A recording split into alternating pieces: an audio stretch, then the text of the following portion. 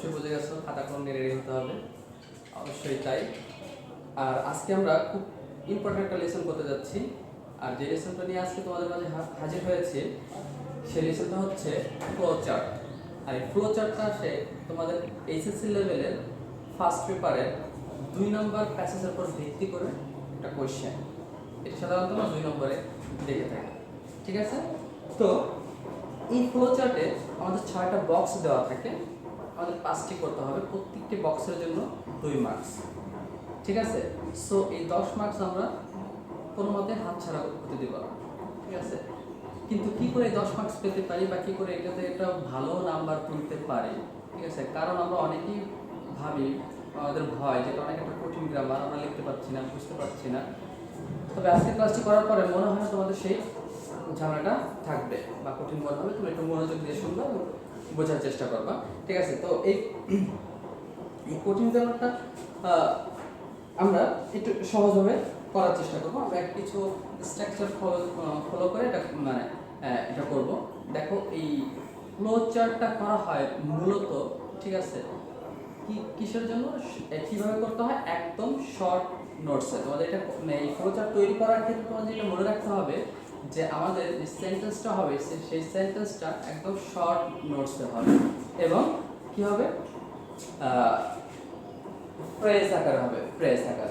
তাহলে শর্ট নোটসটা আসলে কি আর ফ্রেজটা আসলে কি সেটা আমাদের জানতে হবে। দেখো আমরা এখানে লিখে দিচ্ছি ফ্লো চার্ট তৈরি করতে তোমাদের যা মনে রাখতে হবে সেটি হলো অ্যানসারটি হতে হবে অবশ্যই কি শর্ট নোটসে আর ফ্রেজ আকারে। তো শর্ট নোটসটা কি, শর্ট নোটস সাধারণত অনেক বড় যে লাইনগুলো থাকে সেই লাইনটা সাবজেক্ট ছাড়া অথবা ভার্ব ছাড়া যে স্ট্রাকচার অনুযায়ী ছাড়া, ঠিক আছে, আমরা একটু ছোট করে লিখবো। এটা হচ্ছে শর্ট নোটস। আর একটা হচ্ছে ফ্রেজ। এই ফ্রেজ মানে কি, শব্দ বা শব্দগুচ্ছ, কতগুলো শব্দগুচ্ছ ভার্ব ছাড়া থাকলে ওটাকে ফ্রেজ বলে। তো আমরা এই ফ্রেজ আকারে লিখবো অথবা শর্ট নোটস আকারে লিখবো, উইদাউট ভার্বস কি বলে, ফ্রেজ বলে। তাহলে আমরা প্রশ্ন আসে যে আমরা কি করে শর্ট নোট তৈরি করব আর কি করে ফ্রেজ তৈরি করতে পারি, ঠিক আছে? আসো আজকে আমরা তাই শিখি। দেখো শর্ট নোটস অথবা ফ্রেজ তৈরি করার কিছু নিয়ম তোমাদের এখানে দেওয়া আছে, তোমরা অবশ্যই হাতে তুলে ফেলবে এবং বোঝার চেষ্টা করো। দেখো আমরা এই বক্সটি করার জন্য প্রথমে মূল থিম থেকে আমরা কিছু লাইন নিব।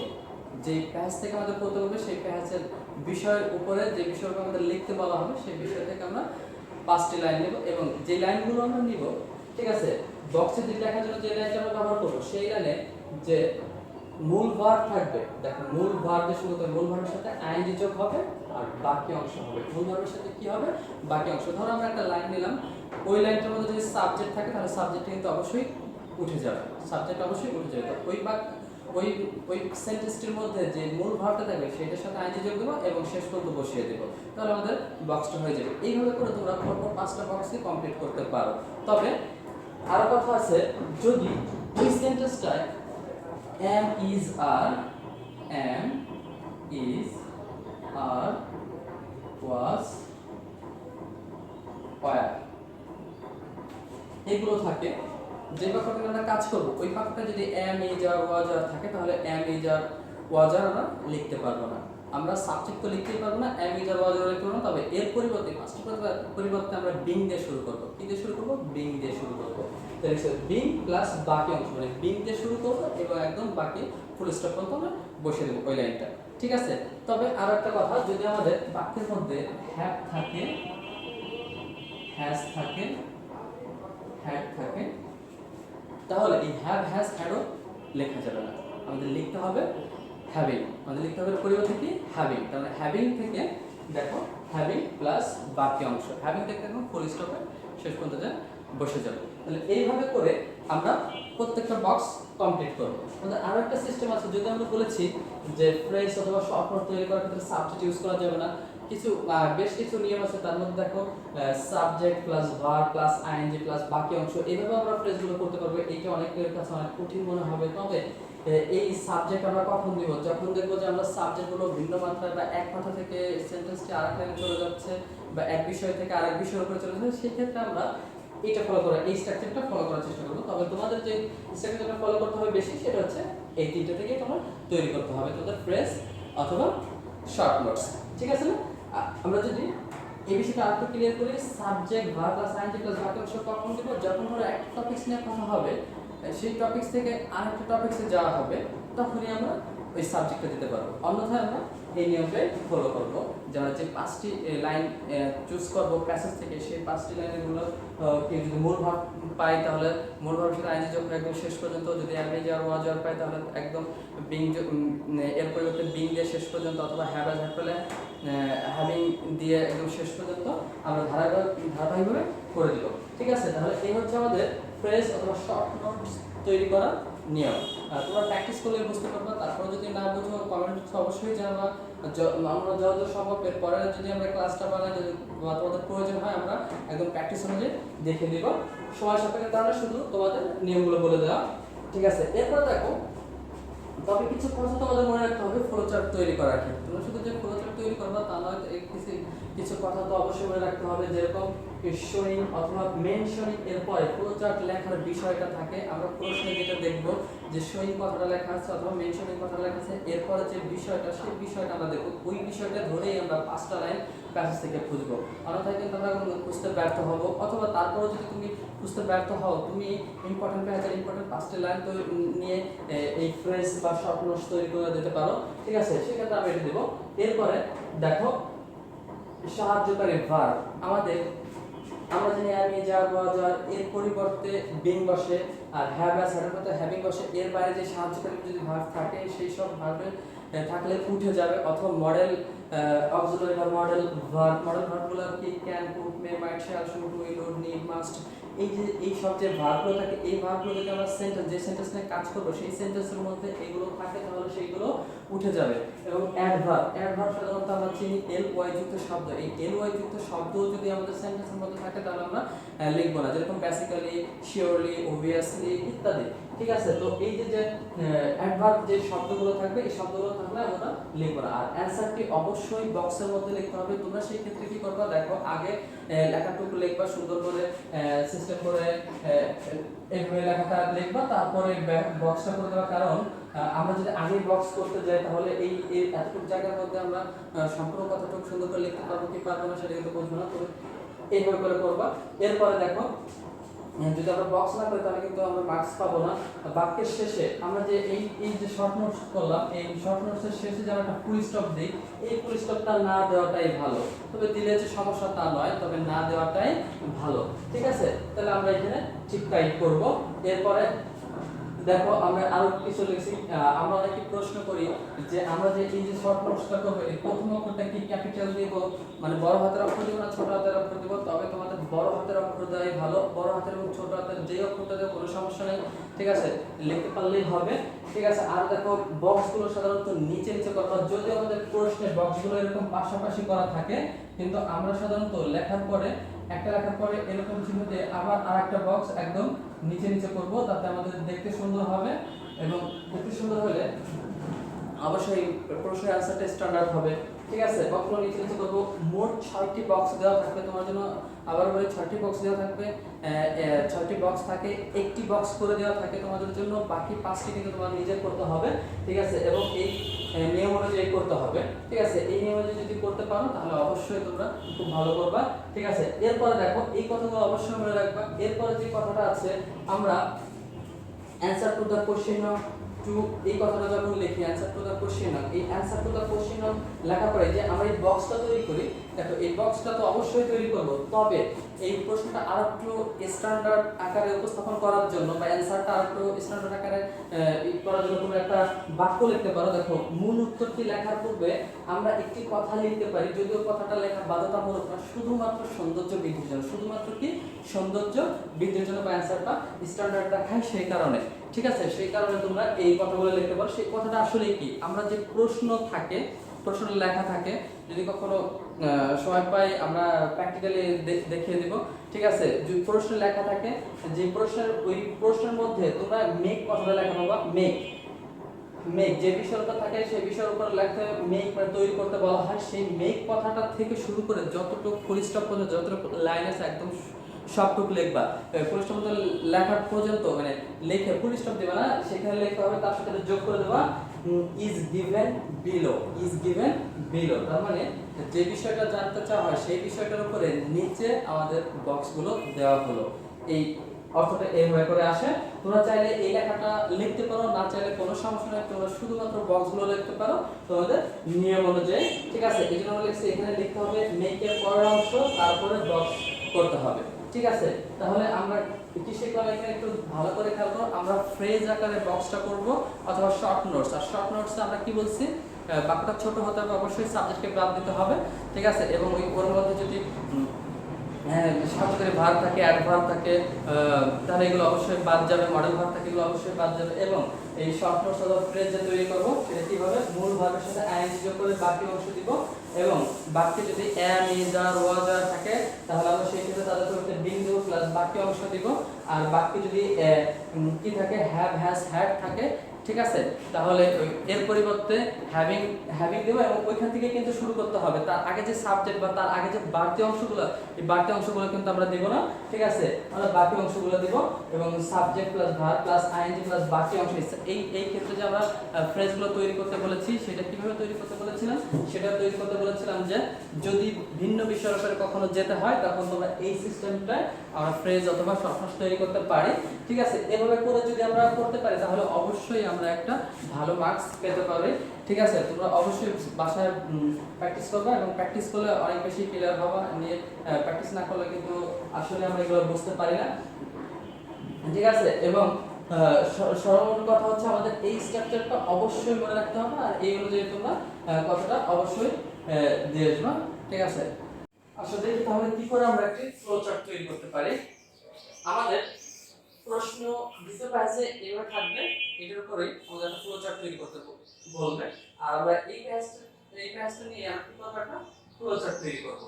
দেখো কি বলেছিলাম যে অ্যানসার টু দ্য কোশ্চেন লেখার পরে আমরা একটা কথা লিখব শুধুমাত্র সৌন্দর্য বৃদ্ধির জন্য, তবে সেটা কিন্তু বাধ্যতামূলক নয়, আমরা চাইলে দিতে পারি, না চাইলে নাও দিতে পারি। সেই কথাটা কি বলছিলাম, মেক এর পরে দেখো এই যে মেক এর পরে যে এটা আছে, লাইট আছে, সেই পুরো লাইটটা আমরা দিয়ে দিতে পারি।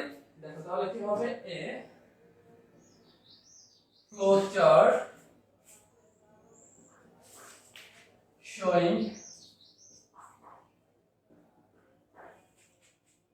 showing the situation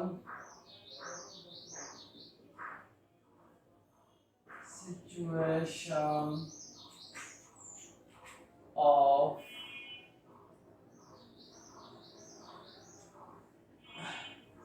adolescent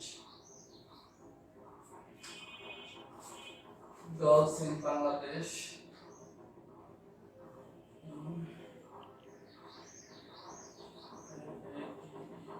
Bangladesh.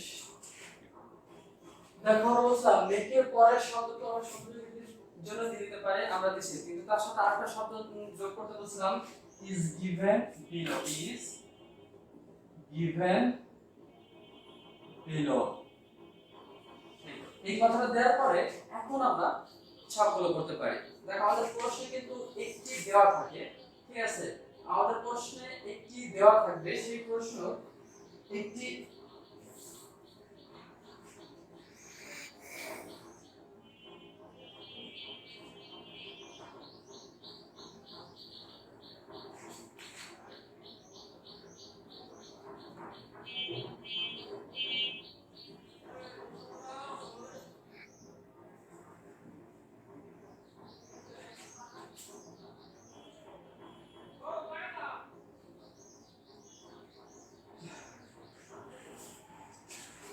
ধরো এই বক্সটা আমাদের দেওয়া আছে গেটিং ম্যারিড, আমাদের পাশাপাশি কিন্তু বক্স থাকবে, কিন্তু তোমাদের কিন্তু আমি বলেছিলাম যে পাশাপাশি না লিখে একদম নিচে নিচে লিখলে এটা খুব বেশি ভালো হয়। তাহলে সেই ক্ষেত্রে আমরা পাশাপাশি দেব না, আমরা কি করব, আমরা নিচে নিচে ফ্লো চার্টটা দিয়ে দেব গেটিং ম্যারিড। তাহলে এইখানে দেখো যে এই টপিকসটা আমরা কি বলছিলাম যে আমরা শোয়িং অথবা মেনশনিং পরের টপিকসটা বোঝা যায়।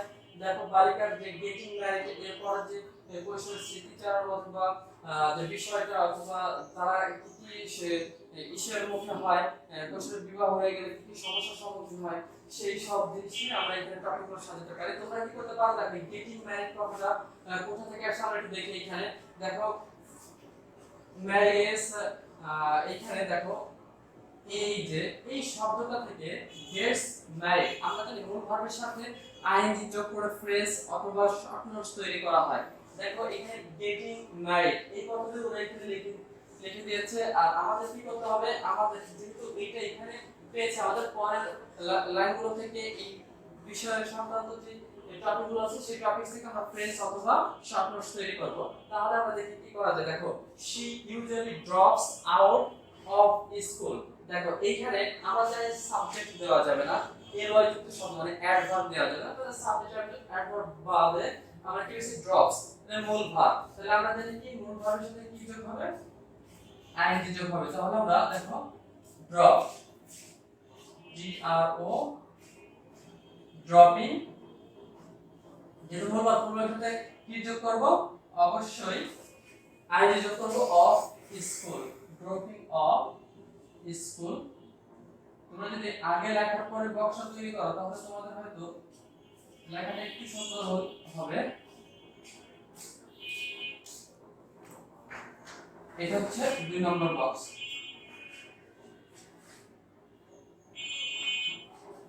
ড্রপিং স্কুল, তারপরে আমাদের 2 নম্বর বক্সটা আমরা পূরণ করতে পারলাম। তাহলে পরেরটা দেখো কি লেখা আছে। আমরা এখান থেকে চলে গিয়েছিলাম এই লাইনটা নিয়ে কাজ করলাম। যে লাইনগুলো নিয়ে কাজ করব চাইলে তুমি সেই লাইনগুলো আগে থেকে আগে করে রাখতে পারো।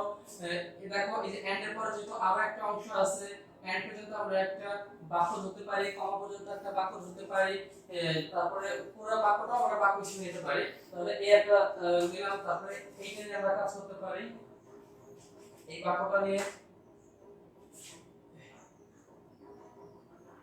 তাহলে কয়টা হয়ে গেল দেখো, একটা, দুইটা, তিনটা। আমরা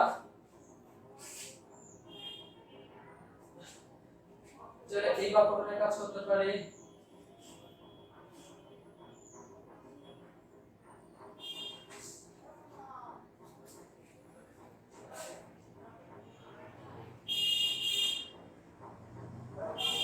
এন্ডের আগ পর্যন্ত এই নিয়ে কাজ করতে পারি।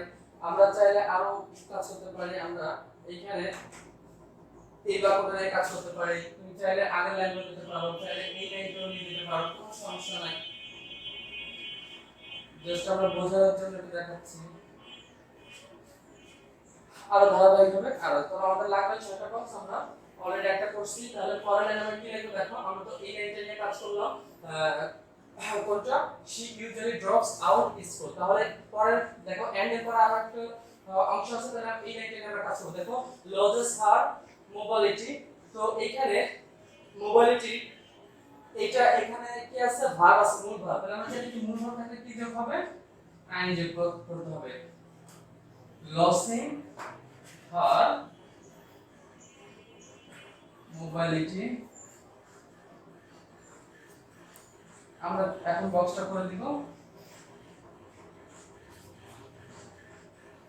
এটা হচ্ছে 3 নম্বর বক্স হয়ে গেল। এরপর কি আছে দেখো, she loses social status। তাহলে সরি, দেখো এখানে এই বাক্যটা নিয়ে কাজ করতে পারি আমরা। এইখানে তাহলে কি আছে, গেট, তাহলে আমরা দিতে পারি getting, getting, confined, getting confined to full time, to full time work in her, work in her in-laws, in-laws household, দেখো লাইনটা একটু বড় হয়ে গেছে, সেই কারণে আমরা যদি পরে বক্সটা করি তাহলে আমরা একটু মাপটা ঠিকভাবে নিতে পারবো, অন্যথায় কিন্তু আমাদের জায়গা হবে না। এই জন্য বলছিলাম যে আগে তোমরা লেখার পরে শুরু করে এক সাইডে লেখার পর তারপর বক্সটা করে দিবা, তারপরে নিচে অ্যারো চিহ্নটা দিয়ে দিবা যাতে আমাদের দেখতে সুন্দর লাগে। তাহলে ঠিক আছে, একটা, দুইটা, তিনটা, অলরেডি তিনটা হয়ে গেছে, আর দুইটা। তাহলে আমরা পরে এখানে কি যোগ হলো মূল ভাবের সাথে আইএনজি যোগ হচ্ছে মূল ভাবের সাথে সবগুলো আইএনজি যোগ আমরা বলছিলাম বিং এম ই যা হওয়া যাবে থাকলে বিং বসা হ্যাভ অ্যাজ থাকলে হ্যাভিং বসা যেহেতু আমরা লাইনগুলো পাচ্ছি না এই জন্য দেই নেই এখানে মূল ভাবের সাথে আইএনজি যোগ করে করছি তোমরা যদি পাও তাহলে সেক্ষেত্রে তোমরা দিয়ে দিবা এরপর দেখো পরের লাইনটা একটু হয় পরের লাইনটা শি লসেস সোশ্যাল স্ট্যাটাস তাহলে এই শি যেহেতু বাদ যাবে আমাদের সাহায্যকারী ভার্ব সাবজেক্ট যেহেতু বাদ যাবে তাহলে আমরা কি আবার losing social social status S T U status তাহলে আমরা চাইলে এই লাইনটা কিন্তু আরো বড় করতে পারতাম আরো দীর্ঘ করতে পারতাম যেহেতু আমাদের টপিকস এইটুকু চলে আসছে এইটুকু দিলেও হবে এইটার নাম্বার কত হবে 5 ঠিক আছে আমরা চাইলে এইটা পুরো দিতে পারতাম আরো বড় করতে পারতাম কিন্তু আমাদের ছোট টপিকসও করা যাবে যেহেতু আমাদের শর্ট নোটস বলা হয়েছে তো এখানে আমাদের অতটা চলে আসছে এরপর দেখো আমরা চাইলে এই লাইনগুলো থেকে নিতে পারতাম আমরা একটু পরের লাইনে নিয়েছি কারণ বুঝানোর জন্য তুমি চাইলে সামনে লাইনটা নিতে পারো দেখো এখানে একটা লাইন আছে she becomes তাহলে আমরা she টা যেহেতু সাবজেক্ট এটা বাদ দিলে কি হবে becoming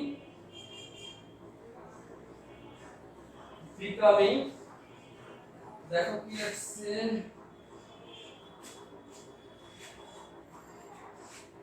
বল না রে বল to all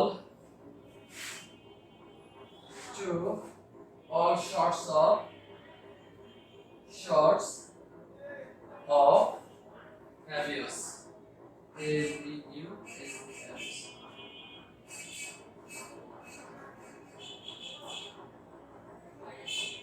তাহলে আমাদের 5 নাম্বার হয়ে গেল 6 নাম্বার হয়ে গেল এইভাবে করে আমরা 6টি বক্স কমপ্লিট করব আশা করি বোঝা গেছে যে কি কি করে করলাম আমরা প্রথমে এই যে টপিকস শোয়িং অথবা মেনশনিং এর পরে যে কথা থাকে এই টপিকস থেকে দেখো আমরা লাইনটা খুঁজে বের করার চেষ্টা করব অথবা বক্সে যেই কথাটা দেওয়া থাকবে সেই কথাটা আমরা দেখলে আমাদের টপিকসটা ইজিলি আমরা বের করতে পারবো তারপরে যে লাইনগুলো বা ইম্পর্টেন্ট যে লাইনগুলো আছে সেই লাইনগুলো তোমরা নিবা নেয়ার পরে আমাদের শর্ট নোটস তৈরি অথবা ফ্রেজ তৈরি করার নিয়ম অনুযায়ী যদি আমরা করতে পারি যেমন আমরা বলছি যে মূল ভাবের সাথে আইএনজি যোগ করে একদম সেন্টেন্সের শেষ পর্যন্ত দেখো মূল ভাব থেকে শুরু করছে কোন সেন্টেন্সের শেষ পর্যন্ত দিয়েছি আবার এন্ড থাকলে আমরা একটা সেন্টেন্স হতে পারে কমা থাকলে একটা সেন্টেন্স হতে পারে অথবা চাইলে তুমি পুরো লাইনটা সেন্টেন্স হিসেবে নিতে পারো তবে এখানে লেখা সময় কথা বলছি এখানে যেহেতু আমরা ফুল স্টপ ইউজ করে না আমরাও লেখা শেষে ফুল স্টপ ইউজ করে নি দেখছো তাহলে আমরা এইভাবে করে যদি আমাদের এই যে প্রত্যেকটা আইএনজি যোগ করছি মূল ভাবের সাথে যদি আমাদের এখানে সাহায্যকারী ভার্ব থাকতো এম ই যা ওয়া যা তাহলে এখানে বিং যোগ করতাম বিং করে একদম লাইনের শেষ পর্যন্ত করে দিতাম ধরো এখানে শি ওয়াজ ছিল তাহলে আমরা ওয়াজ এর পরে বিং দিতাম আর বাকিটুকু একদম শেষ পর্যন্ত দিতাম যদি এখানে হ্যাভ হ্যাজ হ্যাড এর কিছু থাকতো তাহলে হ্যাভিং দিতাম আর অন্যথায় যেহেতু মূল ভার্ব আছে তাহলে আমরা মূল ভার্ব দিয়ে করে ফেলবো ঠিক আছে আর যদি এই বাক্যে কোনো কি থাকতো অন্য কোনো সাহায্য can could may might shall model object যেগুলো আছে সেগুলো যদি থাকে তাহলে অবশ্যই সেটা বাদ যাবে ঠিক আছে তাহলে যে আমরা যে স্ট্রাকচারটা দেখাম এরকম যাই আসুক ঠিক আছে ফ্লোচার্ট যেভাবেই আসুক তোমরা যদি এই স্ট্রাকচারটা ফলো করো তাহলে আমরা আশা করি এই 10 মার্কসের মধ্যে হিউজ একটা নাম্বার পেতে পারি খুব সহজেই তাহলে তোমরা ভালো করে প্র্যাকটিস করবা এবং বারবার এগুলো দেখে যাতে প্র্যাকটিসটা অভ্যস্ত হয়ে যাও যাতে পরীক্ষাটা খুব বেশি সময় লস না হয় এবং এটা থেকে আমরা খুব ভালো একটা মার্কস পেতে পারি ঠিক আছে আর একটা কথা এই যে কথাটা তোমরা যারা একটু দুর্বল ইংলিশে যারা একটু খুব বোঝো না এই কথাটা যদি তুমি নাও লিখতে চাও তাহলে কোনো সমস্যা নেই তোমরা শুধু এই বক্সটা এভাবে করে দাও অ্যানসার টু দ্য কোশ্চেন বক্সটা এভাবে করে খুঁজে নিয়ে তোমরা বলে দিলাম কিভাবে খুঁজতে হবে কিভাবে ফ্রেজ তৈরি করতে হবে অথবা শর্ট নোটস তৈরি করতে হবে সেই অনুযায়ী আমরা এইটুকু করতে পারবো ঠিক আছে তাহলে আশা করি ক্লাসটা ভালো লাগছে দেখা হবে পরবর্তী ক্লাসে আল্লাহ হাফেজ